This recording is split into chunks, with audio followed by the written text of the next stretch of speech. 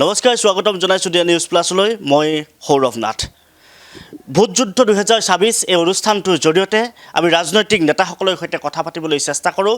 প্ৰতিগৰাকী ৰাজনৈতিক নেতাৰ তেওঁলোকে যিহেতু প্ৰচাৰ অভিযান অব্যাহত ৰাখিছে, তেওঁলোকৰ কেনেকুৱা ধৰণৰ প্ৰত্যাহ্বান হ'ব, কেনেকুৱা ধৰণৰ পৰিকল্পনালৈ তেওঁলোকে আগবাঢ়িব, এই কথাসমূহ আমি জনতাৰ মাজলৈ লৈ যাবলৈ চেষ্টা কৰোঁ। আৰু আজি আমি উপস্থিত হৈছোঁহি বিহপুৰীয়া বিধানসভা সমষ্টিত।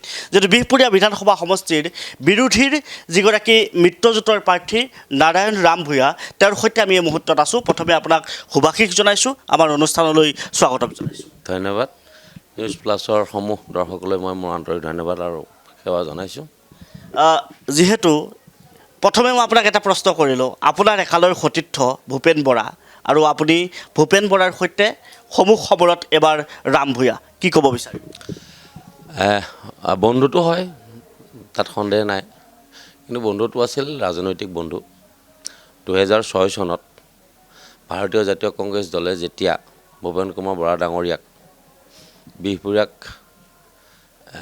সেৱা কৰাৰ সুযোগ দিছিল, আৰু তেতিয়া আমি একেবাৰে এয়াৰপৰ্টৰ পৰা আমি কেইজনমান বিশেষ ব্যক্তিয়ে আমি নাৰায়ণপুৰলৈকে আহিছিলোঁ, বিহপুৰীয়ালৈকে আহিছিলোঁ।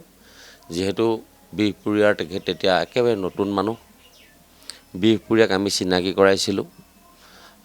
আৰু তাৰ পাছত কষ্ট কৰি আমি 2006 চনত ভূপেন কুমাৰ বৰা ডাঙৰীয়াক আমি জাতীয় কংগ্ৰেছ দলৰ পৰা বিধায়ক কৰিছিলোঁ। আৰু তাৰ পাছৰটো যিটো টাৰ্ম, সেইটো টাৰ্মতো আমি কষ্ট কৰি বিধায়ক কৰিছোঁ। সেইদি এটা সম্পৰ্ক বন্ধুত্বটো আছিল। কিন্তু যিদিনাখন নিজৰ ব্যক্তিগত স্বাৰ্থ সিদ্ধি কৰিবৰ কাৰণে নিজৰ পৰিয়ালৰ লগত কথা পাতি বিজেপি দললৈ গ'ল, আৰু সেইদিনাৰ পাছত আমাৰ লগত থকা বন্ধুত্বটো শেষ হ'ল। বেলেগ এটা নীতি আদৰ্শলৈ গ'ল আৰু ব্যক্তিগত স্বাৰ্থত গ'ল, আৰু আমাৰ স্বাৰ্থ হ'ল বিহপুৰীয়া। আৰু তাৰ পাছত আমাৰ ইয়াতে বহু কষ্ট কৰি বিজেপি দলৰ বহুকেইজন মানুহে সংগঠন কৰি আছিল, একেবাৰে থলুৱা মানুহ, স্থানীয় মানুহ। আৰু দাবী এটাই আছিল, কংগ্ৰেছ এজিপি বিজেপিৰ দাবী এটাই আছিল সকলোৰে, যে বিহপুৰীয়া চাৰিসীমাৰ ভিতৰত জন্ম হোৱা এজন সন্তানক এইবাৰ বিহপুৰীয়াক সেৱা কৰাৰ সুযোগ দিব লাগে। বিজেপিৰ কৰ্মকৰ্তাসকলে বাজপেয়ী ভৱনলৈকে গ'ল, এজিপি দলৰ কৰ্মকৰ্তাসকল আমবাৰীলৈকে গ'ল, আৰু কংগ্ৰেছৰ কৰ্মকৰ্তাসকল ৰাজীৱ ভৱনলৈকে গ'ল। তাৰ পাছত কেৱল মাত্ৰ কংগ্ৰেছ দলে এটা সুস্থিৰ সিদ্ধান্ত ল'লে যে বিহপুৰীয়াৰ চাৰিসীমাৰ ভিতৰত জন্ম হোৱা, ইয়াতেই ক খ পঢ়া, ইয়াতেই টেঙাবল খেলা, টাংগুটি খেলা এজন সন্তানক বিহপুৰীয়াক সেৱা কৰাৰ সুযোগ দিলে। আৰু তাৰ বিপৰীতে বাৰেপতি ইয়াত এই 10টা বছৰ হাৰি থকা এজন ব্যক্তিক ৰাতিটোৰ ভিতৰতে বিজেপিকৰণ কৰি ইয়াৰ থলুৱা যিমান বিজেপি কৰ্মী আছিল সকলোকে ইগনোৰ কৰি বিহপুৰীয়াত শাসন কৰিবলৈ সুযোগ দিলে। যিটো কথা বিজেপিৰ এজিপিৰ বৰ্তমান কোনো মানুহে মানি ল'ব পৰা নাই। সচেতন মানুহে, যিসকলক আমি দলটোৰ কৰ্মকৰ্তা বুলি কওঁ, লিডাৰ বুলি কওঁ, নেতা বুলি কওঁ, কোনোৱে তেওঁক হজম কৰিব পৰা নাই, মানি ল'ব পৰা নাই। আৰু এই কথাটো ভূপেন কুমাৰ বৰা ডাঙৰেও উপলব্ধি কৰিছে, আৰু উপলব্ধি কৰাৰ পাছত মুখ্যমন্ত্ৰীক অৱগত কৰিছে। আৰু মুখ্যমন্ত্ৰী আহি আজি 4 দিনৰ আগত বিহপুৰীয়াত এখন সভা পাতিছে।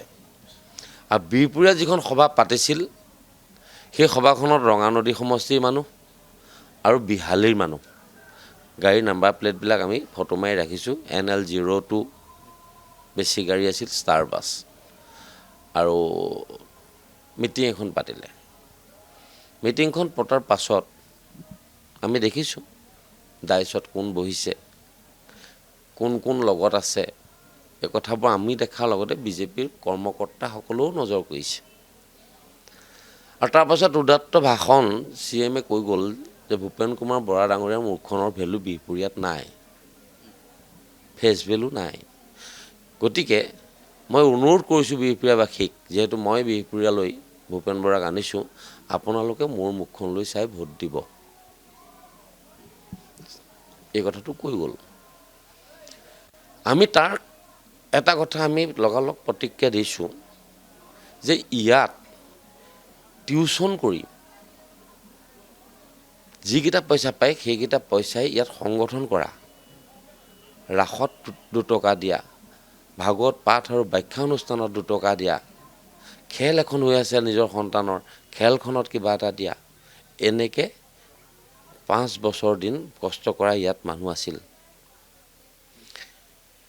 ইয়াত সেই কিজন মানুহৰ মুখলৈ CMে নাচালে আৰু এতিয়া বিহপুৰীয়াবাসীয়ে যে CMৰ মুখলৈ নাযায় নেচায় এই কথাটো ইতিমধ্যে খাটাং কৰি পেলাইছে আপোনাক যদি মই সোধোঁ যে দুটাকৈ কাৰ্যকাল বিজেপিৰ শাসনত থকা দুটাকৈ কাৰ্যকালত দুটা কাৰ্যকালতে কিন্তু বিহপুৰীয়া সমষ্টিটো বিজেপিৰ দখলতে আছিলে আপুনি সামাজিকভাৱে বহু এক্টিভ আপুনি সামাজিকভাৱে বহু কাম কৰিছে আমি গ্ৰাউণ্ড জিৰ' ৰিপৰ্টত এতিয়ালৈকে যি পাইছোঁ তথাপিও ৰাজনৈতিক যিখন যুঁজ হ'ব সেই ৰাজনৈতিক যুঁজখনত কিবা কাৰণত বিজেপিৰ যিটো ঢৌ সেই বিজেপিৰ ঢৌটোৰ বাবে কিবা প্ৰত্যাহ্বান আহিব পাৰে নেকি একো প্ৰত্যাহ্বান নাই অমিত শ্বাহ আহিব কোনোবা আহিব সেইবিলাক মানুহৰ মুখলৈ চাই বিহপুৰীয়াই ভোট নিদিয়ে আজি 5টা বছৰ বিহপুৰীয়াত